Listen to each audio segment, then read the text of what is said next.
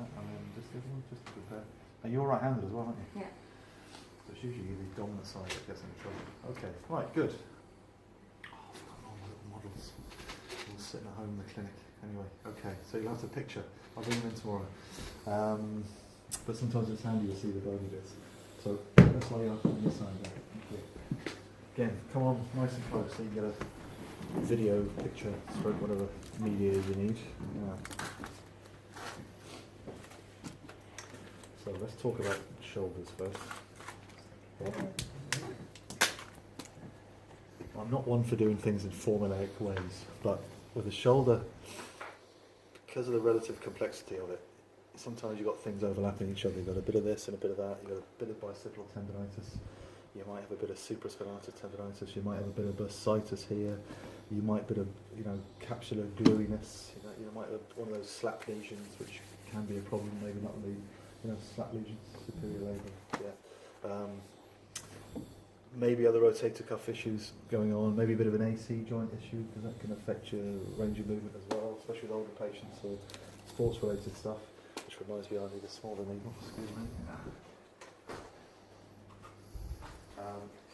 So all those things might be going on. You think, well, how do I address all those at the same time? Well, you can. So I'm going to show you a kind of a protocol for this, and I tend not to deviate away from this too much because I know I'm covering all the bases then, and I'm definitely getting the more common issues, which are bicipital tendonitis and definitely supraspinatus. How far is your pain going down to the? From here, at the moment it's down to my elbow. Okay, so it ended up here as well. Pins and needly or more achy? Achy. Actually more in this. More the biceps. And into here. Okay. Oh, and the wrist, yeah. Pull, just the now? whole shebang, yeah, just Well, now. I'm doing that? Yeah. Okay. Is that a bit ouchy? Yeah. For want of a better word. Okay. Well, my hand there is just on, the end of the supraspinatus tendon, just here, just as you lose it behind there's the AC joint. You lose it underneath the acromion, then it re-emerges to insert onto the humeral head then. I'm kicking myself for missing those models, but you picture what I'm talking about. So this is what they call thread needling. Because of the shape of the muscle, it sits on that shelf on top of the spine of the scapula, and then you lose it here, and then it re-emerges here. But there's a point which is, have you ever done this yourself? Found this point here on top of the shoulder, and that's a real, I want to call it a trigger point, but what it actually is, I think, is the muscular tendons junction, the supraspinatus, right there. So what I'm feeling there in my finger, it's the end of like a valley. You can feel it's the end of like an arrowhead little valley there. So you've got the spine here, and then you've got the top of the scapula there, but the actual muscle disappears under the acromion there. So when you found that, trust me, there's a bony element just there. What you don't want to do is stick the needle right up to that and knock against periosteum straight away. You've just got no travelling room. So what you do is you back away.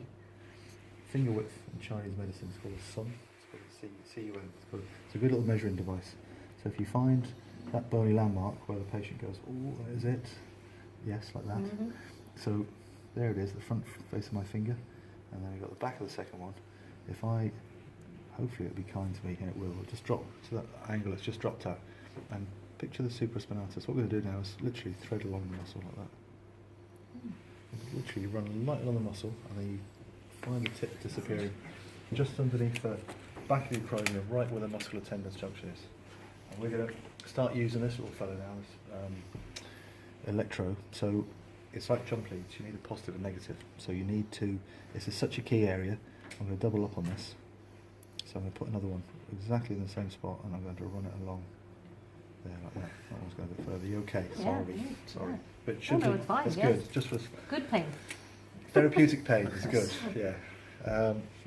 So we traced along the supraspinatus there. We kind of definitely try to influence the muscular tendons junction there, and then you've got the underside of the acromion here. If I use you a bit of a drawing board, you kind of walk along here, and you fall off this cliff edge here. You kind of dive off. And this is such a key area here.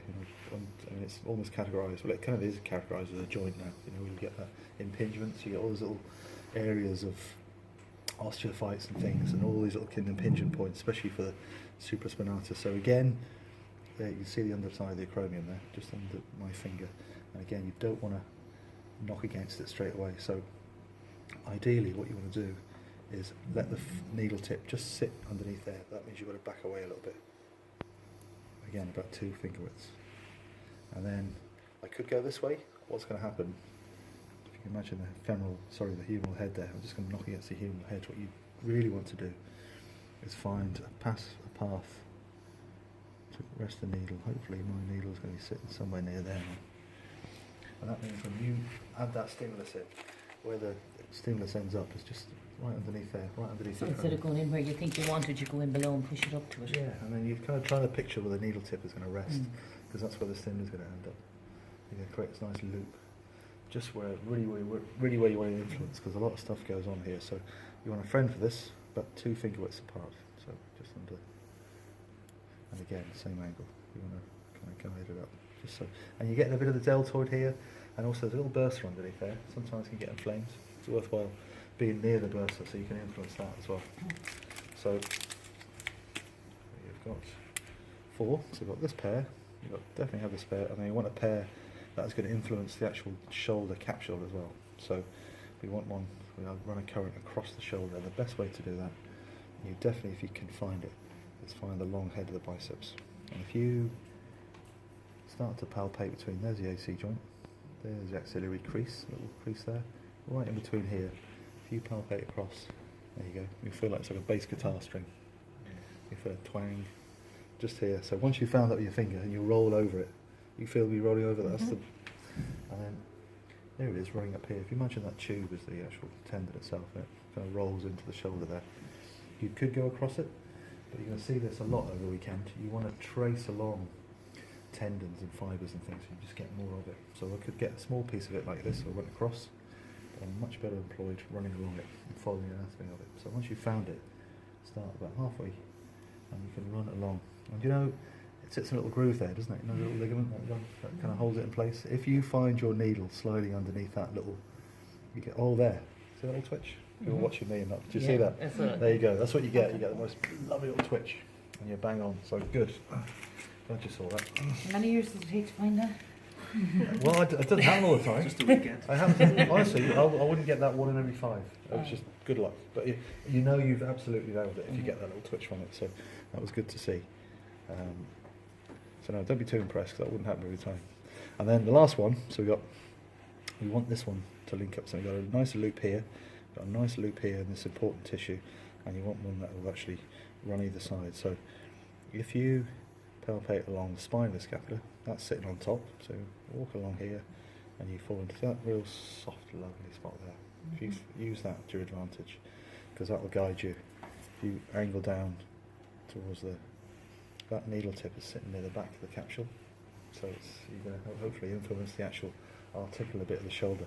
And also, as a bonus, what else comes here? You've got infra, teres minor, and you've got the lat tendon all coming into this little triangle here. So you kind of sit near or around all those little tendons as they come in, so they're in really good spots.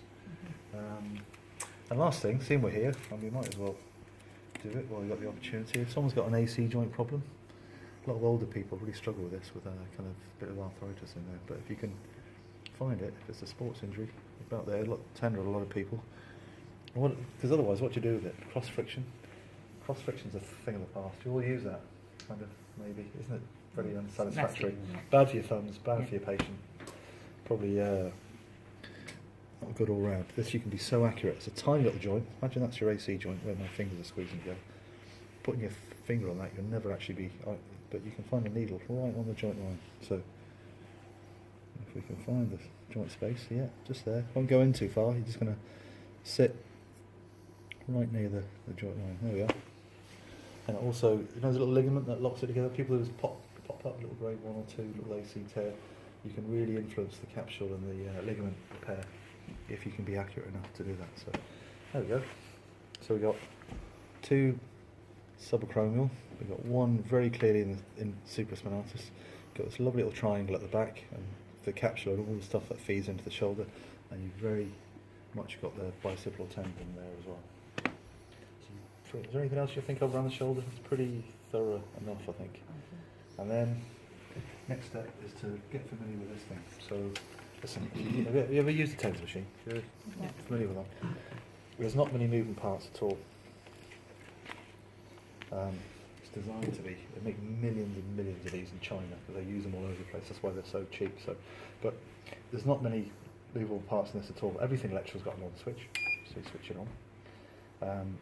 You've got to put the timer on for it to work. It's got to be actually ticking away. So there's the timer. And then there's a couple of feed-ins, like there's different kind of channels you can use. This is continuous. This is too much like thrash metal for my liking. Megadeth or something. This is the one that you'd use bread and butter. You see, it's intermittent, so it comes in at very. You see this? That gives you the indication when it's coming in, so they're not stopping a sec, and then it'll kick in again. And that's the frequency. It's how close together those pulses come in. If you just leave it on 2.5 forever, and just don't move it ever, that's the perfect pitch to have this thing on. So on switch, timer, pick your weapon. It's either that or this is very good for nerve pain because it's dense dispersed, it comes in. But for this purpose, we'll just use this one. I'll get around to that another time. And then you just got to link them up in the right configuration there. So they're all colour coded. So there we go.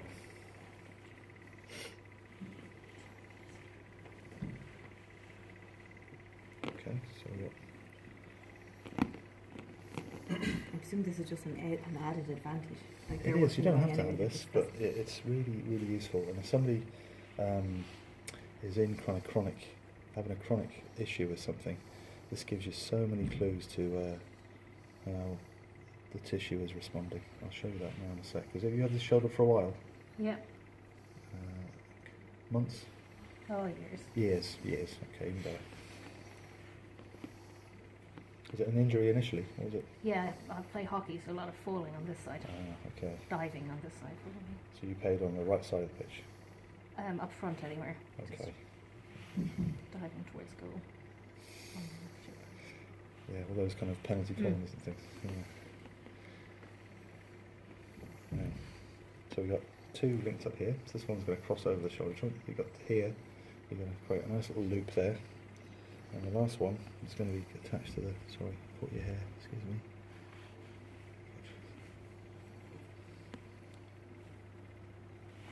And that's what partly the coil there is for, is just to attach these things onto. So it's ticking away nicely. And the last thing to do is just follow the channels out. So you've got green, sorry, that's not green, colourblind, black, brown and white. So you just follow, so the ones going across the shoulder, these two, are brown. So let's start there. Now, I was talking about fasciculation earlier. If it's very close to the trigger point for the muscle contracting, you'll hardly put anything in. This has got to be ticking away, so that's got to be active. Once that comes back in, you can just tell me if anything happens yet. No. Just there, okay. Too much? You okay? Yeah. See the long head of the biceps? There you go. Yeah. You see that yourself. It's okay. Yeah. Weird, but Yeah. you can see how bang on. There you go. We're right on the money there, which is why we got the twitch. So that's anatomy in action. Yeah, it's great. You've got any atrophy there. It's absolutely brilliant for building up the contraction. So then we've got this one at the back, and then we'll pop these two in. That's white. But you can see where I am on the dial. That's literally, I'm not even at Nudge. half. You know. So you've got to be really careful. You just don't know when this is going to kick in. If it's sensitised, it'll come in way sooner than you think it might. Is that underneath the shoulder now? Yeah. See the deltoid contractor as well. You still do weights? No. No, good. So obviously you retained a lot of your Still play stuff hockey on. though. So. Yeah, good for very good. You can see your muscles are in good nick. And then this will be at the top. It might become a bit of a blur now. Everything might feed Oh, in I can together. feel it, You can feel it here as well. Yeah. There we go.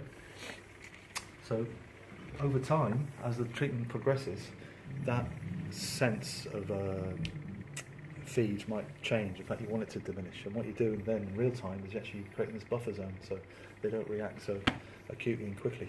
So nothing painful. No. Very good. But it's so good.